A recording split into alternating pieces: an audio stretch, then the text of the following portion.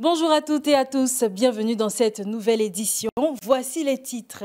Top départ du processus électoral pour 2025. La collecte des parrainages débute le 1er juillet selon la commission électorale indépendante. L'audiovisuel africain en quête de puissance et d'ancrage à Abidjan, la 3e édition du SICA, veut conjuguer compétitivité mondiale et récits locaux. Grossesse scolaire, des chiffres qui inquiètent. Le Conseil national des droits de l'homme recense près de 4500 cas en moins d'un an.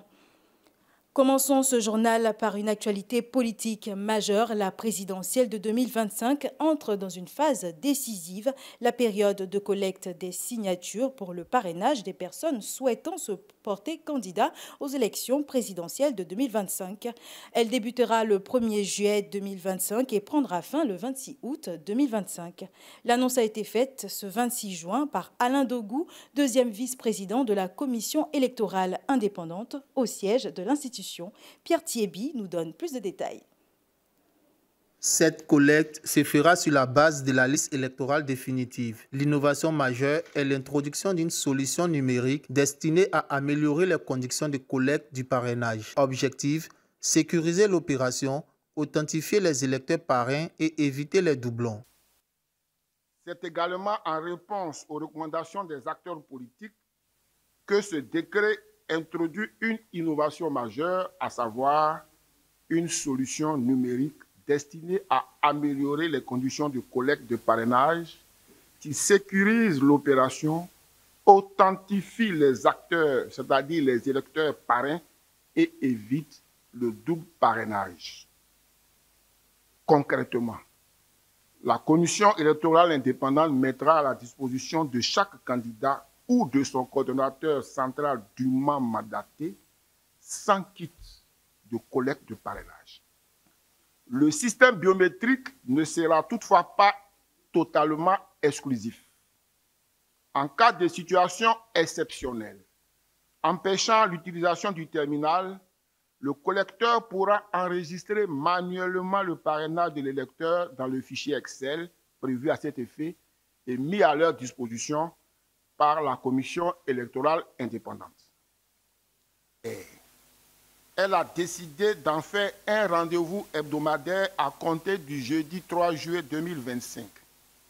Dès cette date, tous les jeudis, les personnalités désireuses de se porter candidates à l'élection présidentielle ayant transmis au préalable la liste de leurs coordonnateurs centraux et les collecteurs régionaux à la CEI pourront assister à ces séances d'information et de formation. Des agents techniques de la CEI, en chef-lieu de région et de département, ont été formés pour appuyer les collecteurs régionaux et les collecteurs délégués des candidats à la candidature. L'information, la communication et les formations visent à faciliter la collecte des signatures et permettre aux candidats à la candidature de réussir cette condition particulière d'éligibilité qui est à sa 2e édition de mise en œuvre dans le processus électoral ivoirien. Restons sur l'actualité du jour avec un autre grand rendez-vous, cette fois dans le domaine de l'audiovisuel africain. Les acteurs du secteur se donnent rendez-vous à Abidjan, bâtir un marché audiovisuel africain à la fois compétitif, globalisé et porteur de récits ancrés dans les réalités du continent. C'est autour de cette question centrale que s'articule la 3e édition du Salon international du contenu audiovisuel à Abidjan. Drissa Diané était sur les lieux pour un compte-rendu. Des professionnels venus de tout le continent et d'ailleurs ont répondu présents. Tous s'accordent. Le moment est venu de prendre le contrôle du récit africain. Changer le narratif de l'Afrique, souvent on a dans le passé présenté l'Afrique dans un cadre assez pessimiste. Et maintenant qu'on voit avec l'Afrique qui bouge, l'Afrique qui a des visions, l'Afrique qui veut innover dans l'industrie créative et notamment le salon ici de l'audiovisuel qui est un thème très très important. Donc c'est quelque chose qui me parle et qui devait parler à tout Africain et donc qui nous donne des très belles perspectives pour l'avenir. Moi en tant que représentant d'un média canadien, donc c'est notre première excursion ici en terre africaine et nous-mêmes, notre mandat c'est d'aller chercher du contenu africain pour les besoins de la diaspora africaine au Canada, parce qu'on est une chaîne quand même canadienne basée à Montréal. Et je crois qu'on peut contribuer de manière concrète à l'exportation du contenu africain en Amérique du Nord. Des propos qui font écho aux ambitions portées par les autorités ivoiriennes. Le gouvernement entend positionner l'audiovisuel comme un levier économique.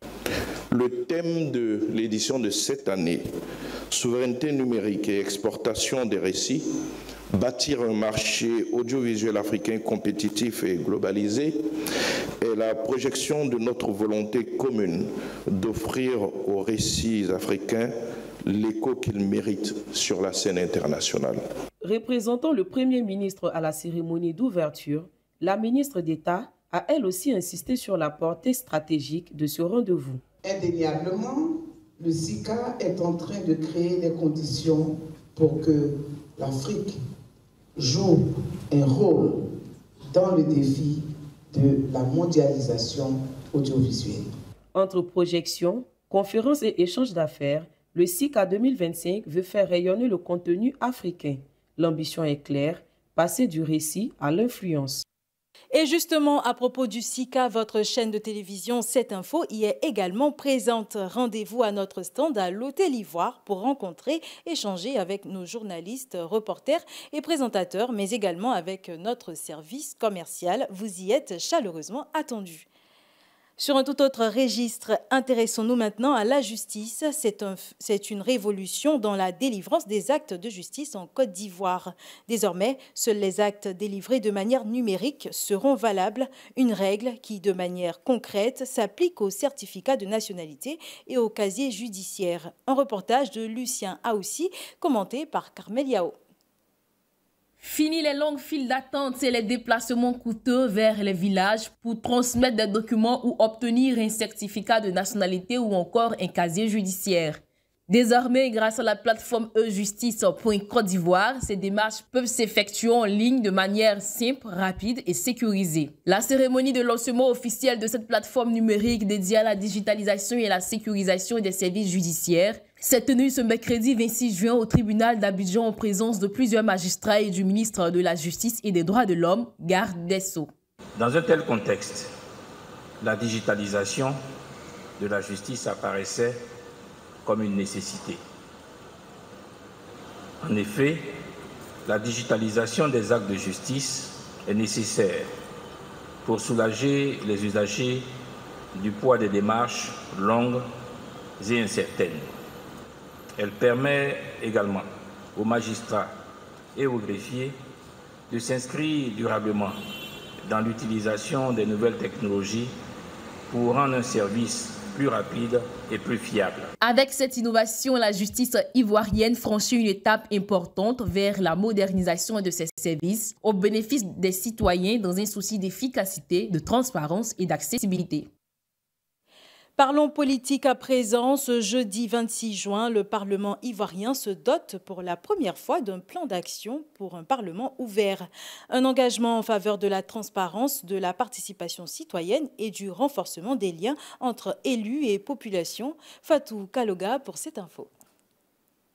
Ce 26 juin 2025 à Abidjan, le Parlement ivoirien franchit une étape historique. Pour la première fois, il lance officiellement son plan d'action pour un Parlement ouvert. Né d'un engagement pris à Marrakech en 2022, ce plan résulte d'un travail collectif entre l'Assemblée nationale, le Sénat, la société civile et des partenaires internationaux. Ce plan d'action est le fruit d'un engagement résolu et d'un travail méthodique conduit dans la rigueur, l'écoute et l'ouverture. C'est pourquoi il me plaît de saluer tous ceux qui ont participé à la rédaction de cet ouvrage. Merci et pour de mes applaudissements. Lancé en partenariat avec le programme PAGOF 2 et avec l'appui de l'Agence française de développement et d'expertise France, le plan s'inscrit dans une dynamique régionale. Plusieurs délégations venues du Maroc, du Ghana, du Libéria étaient présentes. Bâtir un Parlement plus transparent, participatif et proche des citoyens. Alors, concernant l'engagement 1, qui est le cadre légal et réglementaire, il a pour objectif d'adopter une loi d'orientation sur le Parlement ouvert. Et cela va se faire par un groupe de travail multipartite pour proposer une loi. Ça se fera par des consultations publiques citoyennes et ensuite la loi sera adoptée par le Parlement et il y aura une révision des règlements intérieurs des deux chambres pour l'intégrer dans le processus parlementaire. Le Parlement ouvert ne s'adresse pas qu'aux élus. Le plan prévoit également des modules de formation pour les futurs cadres publics, des plateformes numériques pour les citoyens et une réforme des tests régissant les deux chambres. Le premier engagement du plan d'action vise à adopter un cadre juridique et réglementaire pour le Parlement ouvert. Et ça, ce n'est pas une mesure technique, c'est une garantie de durabilité. C'est aussi un signal politique fort. L'ouverture ne dépend pas d'un cycle et s'inscrit dans le long terme. Faisons ce lancement, ici à Abidjan, non pas un événement ponctuel, mais le point de départ d'un mouvement régional durable. Faisons de l'Afrique un leader mondial de la démocratie participative. Avec ce plan d'action, le Parlement ivoirien amorce un tournant décisif. Il s'agit désormais de passer à l'action, de maintenir le cap de la transparence et de garantir aux citoyens une participation réelle à la vie démocratique du pays. Cap à présent sur le terrain économique, c'est une étape décisive. La Côte d'Ivoire consolide sa stratégie de transformation locale du cacao. Ce 26 juin, le vice-président Tiemoko Meïle Kone a inauguré à Anyama le complexe industriel Transcao PK24, un investissement de plus de 130 milliards de francs CFA cofinancé par la Chine. Une infrastructure majeure qui marque un tournant dans l'industrialisation agricole du pays. Notre reporter Olivier Conan y était. Voici son compte-rendu. La Côte d'Ivoire franchit un nouveau cap dans la transformation locale de ses matières premières agricoles, en particulier le cacao. Le pays a inauguré ce mercredi 26 juin à Anyama PK24 un complexe industriel baptisé Transcao d'un coût global de 130 milliards de francs CFA, cofinancé avec la Chine. Une cérémonie présidée par le vice-président de la République, Tiemoko Meïle Kone. La construction de l'usine de Transcao PK24 marque donc pour nous la maîtrise de l'étape de la première transformation. Toutefois, l'ambition visée est de pousser plus loin cette transformation pour aboutir à des produits finis de cacao, notamment la fabrication de chocolat, de boissons et de produits cosmétiques à base de cacao répondant aux standards internationaux et adapté au goût des populations locales. Érigé sur un site de 21 hectares, le complexe comprend une usine de broyage d'une capacité annuelle de 50 000 tonnes de fèves de cacao, un centre de formation au métier du cacao, ainsi que des bâtiments administratifs. À terme, il générera 1400 emplois directs et indirects. C'est le lieu ici de rappeler que le financement du complexe industriel de PK24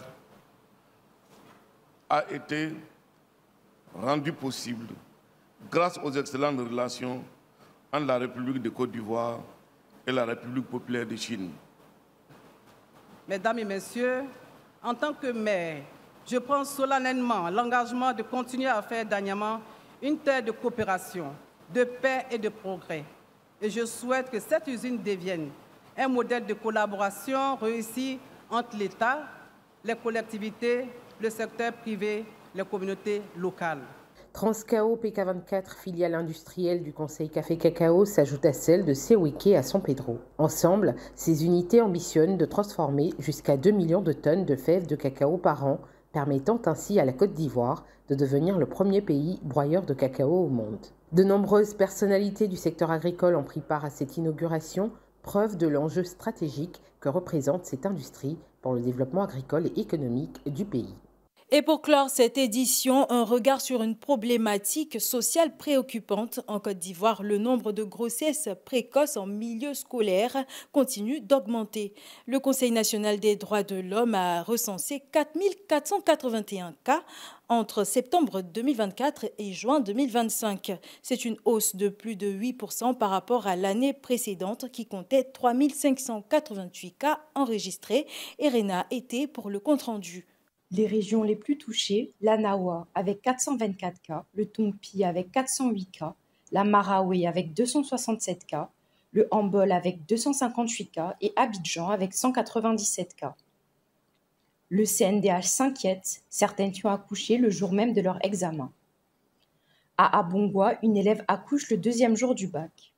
Elle n'a pas été examinée dans certaines matières essentielles. À Somniacé, une élève de 3e a accouché d'un petit garçon pendant les épreuves du BEPC. Elle n'a pas pu poursuivre la physique-chimie, ce qui a contribué à son échec. D'autres, trop épuisées, n'ont pas pu finir leur épreuve. À Boisseau, une candidate au bac donne naissance à 6 h du matin, puis compose à 8 h. Elle s'évanouit en pleine épreuve. Ces situations compromettent leur réussite et leur avenir.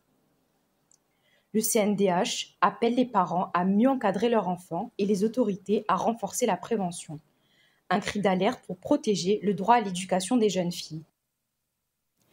C'est sur cette note que nous mettons fin à ce rendez-vous de l'information. Merci pour votre attention. Restez sur cette info pour plus d'informations nationales et internationales. Bonne suite de programmes à toutes et à tous.